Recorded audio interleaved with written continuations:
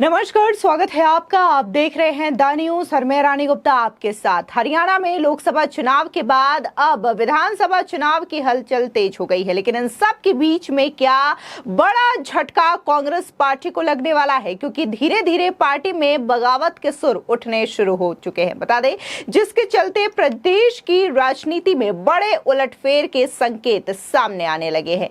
इस कड़ी में तो शाम से विधायक और कांग्रेस की वरिष्ठ नेता किरण चौधरी ने ये कहा है कि हरियाणा में कांग्रेस का कोई भविष्य नहीं दिखाई देता। ऐसे में ये जो बयान दिया गया है किरण चौधरी की ओर से, उसको लेकर के ये कहा जा रहा है कि क्या किरण चौधरी कांग्रेस से बगावत करने जा रही है, क्या वो कांग्रेस पार्टी से इस्तीफा दे देंगी, जिससे कि विधानसभा चुनाव से पहले हरियाणा में कांग्रेस पार्टी को बड़ा झटका लगने वाला है। इतना ही नहीं, किरण चौधरी ने कांग्रेस के सवाल छोड़ने के जवाब में ये कहा कि ये प्रभु की इच्छा पर निर्भर करता है। इस दौरान किरण चौधरी ने सिरसा सांसद कुमारी शैलजा की सराहना कर पूर्व सीएम भूपेंद्र हुड्डा पर एक बार फिर से गंभीर आरोप जड़े हैं। भिवानी में किरण चौधरी ने मीडिया से बातचीत में बिना हुड्डा का नाम लिए ये कहा कि हरियाणा में लोकसभा टिकटों के बंटवारे में रंजिश निकालने के लिए साजिशें रची गई, षड्यंत्र रचे गए। किरण चौधरी ने कहा कि टिकटें सही से बांटी गई होती तो भिवानी और गुरुग्राम सीटें कांग्रेस के खाते में होती। उन्होंने कहा कि सोनीपत के गढ़ बताते हैं, जहां से पिछली बार हारे और इस बार 25-50 हजार की जीत मामूली है। उन्होंने कहा कि सबको पता है कि 10 साल में कैसे ये कांग्रेस को 67 सीटों से तले ले आए हैं। प्रदेश में हालात ठीक नहीं है। इतना ही नहीं, दीपक बावरिया पर भी उन्होंने बड़ा आरोप लगाया। उन्होंने कहा कि वहीं किरण चौधरी ने कांग्रेस प्रदेश प्रभारी दीपक बावरिया को लेकर के भी बड़ा बयान दिया है। उन्होंने कहा कि यदि दीपक बावरिया ने भी एक तरफ फैसला ना लिया होता तो आज चुनाव परिणाम कुछ और होते, क्योंकि जनता हमारे साथ थी। आज जो भी सीटें हरियाणा में कांग्रेस की आई है उसके लिए जनता का आभार। उन्होंने कहा कि हमने किसी का भी नहीं खाया, ना हमारे ऊपर ईडी का शिकंजा है जैसे बाकी लोगों पर आरोप लगे हैं, और ईडी की गाज उन पर गिरी है। हजारों करोड़ों के घोटालों का आरोप है। ऐसे में हम कोई आरोप नहीं लगा रहे हैं, ना हमने किसी की जमीन हड़पी है, ना पर्ची खर्ची का सिस्टम चलाया है। उन्होंने रावदान सिंह और भूपेंद्र हुड्डा पर निशाना साधा। कहा कि अगर बड़े नेता ये चाहते हैं कि उनके नीचे रहकर हम काम करें और हाँ में हाँ मिलाएं तो ऐसा नहीं हो सकता।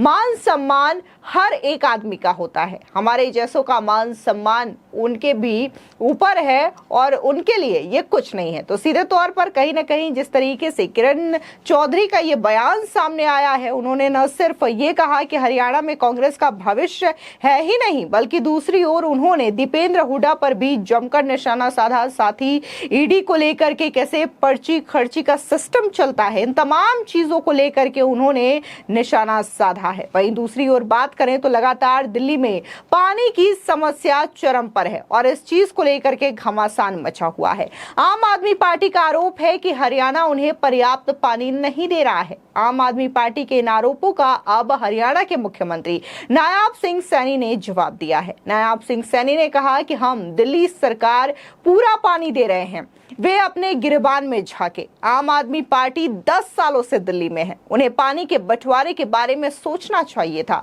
वे झूठा आरोप लगा रहे हैं कि पानी कम दिया जा रहा है। बता दें, नायब सिंह सैनी ने इस दौरान कहा कि दिल्ली की आम आदमी पार्टी की सरकार ने झूठ बोला है, लोगों को कोई सुविधा नहीं दी, सिस्टम को खड़ा नहीं किया और भ्रष्टाचार के अंदर लिप्त रही। मैं वहां के लोगों को यह कहूंगा कि ऐसे लोगों के चेहरे से नकाब निकालने का काम करें। एक बार आप भी सुनिए कि कैसे आम आदमी पार्टी पर हरियाणा के सीएम ने जोरदार हमला बोला है। चुनावी मोड में रहता है। अभी लोकसभा के चुनाव आए हैं। लोकसभा के चुनाव के अंदर भारतीय जनता पार्टी ने कांग्रेस से ज्यादा वोट लिया है।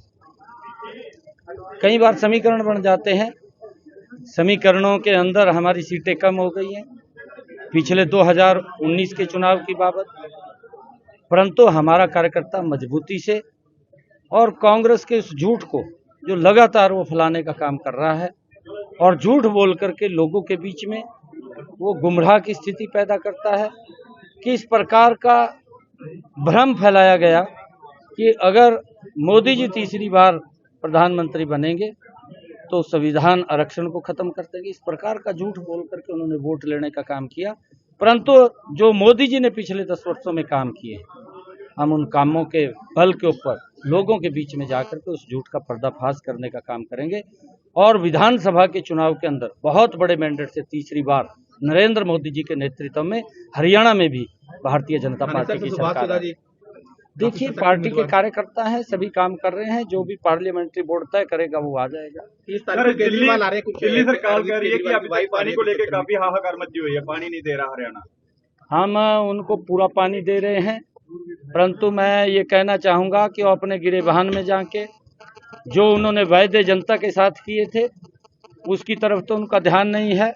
भ्रष्टाचार के ऊपर ज़्यादा उनकी नज़रें टिकी हुई हैं।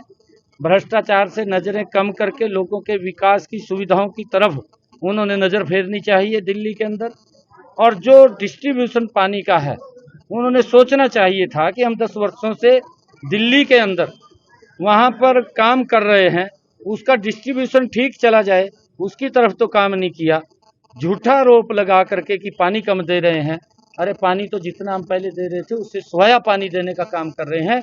दिल्ली के लोग हमारे सम्मानीय वो लोग हैं और उनको कोई दिक्कत आती है, हमें दिक्कत आती है। परंतु जिस प्रकार से वहाँ की सरकार ने झूठ बोल करके लोगों को सुविधा नहीं दी, सिस्टम को खड़ा नहीं किया, भ्रष्टाचार के अंदर लिप्त रहे हैं, मैं वहाँ के लोगों को कहूँगा कि ऐसे लोगों के इस चेहरे से नकाब उतारने का काम अरविंद केजरीवाल की वाइफ सर एक लाइन इसमें बोलते हैं रेल। आपको बता दें, लोकसभा चुनावों में जिस तरीके से कांग्रेस पार्टी ने प्रदर्शन किया है, 99 सीटें इस बार कांग्रेस पार्टी अपने खाते में जोड़ ली है, तो इसको लेकर के कहीं ना कहीं कांग्रेस का जो आत्मविश्वास है वो काफी ज्यादा बढ़ता हुआ नजर आ रहा है। लेकिन जिस तरीके से हरियाणा हो या फिर अलग अलग प्रदेशों में जो बगावत के सुर उठ रहे हैं और कई सारे पार्टी के नेता कांग्रेस पार्टी को छोड़ करके बीजेपी में या फिर और किसी दल में शामिल हो रहे हैं, तो जाहिर तौर से ये चीजें कांग्रेस की टेंशन बढ़ाती हुई नजर आ रहा है। क्योंकि महाराष्ट्र, बिहार और इसके अलावा अगर बात हम हरियाणा की करें तो यहां पर विधानसभा के चुनाव होने हैं। ऐसे में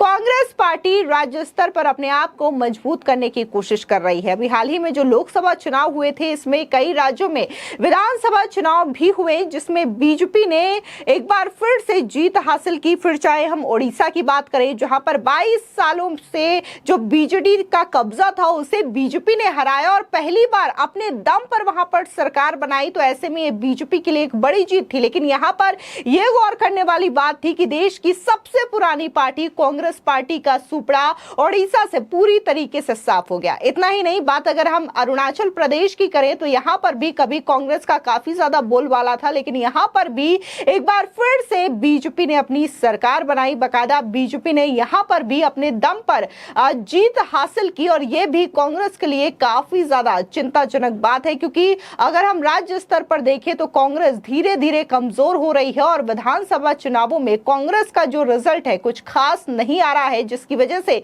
नेताओं को अब आने वाले हरियाणा के विधानसभा चुनावों को लेकर के काफी ज्यादा टेंशन दिखाई दे रही है। फिलहाल इस पूरे मामले को लेकर के आपकी क्या राय है, हमारे कमेंट सेक्शन में जरूर बताएं। धन्यवाद।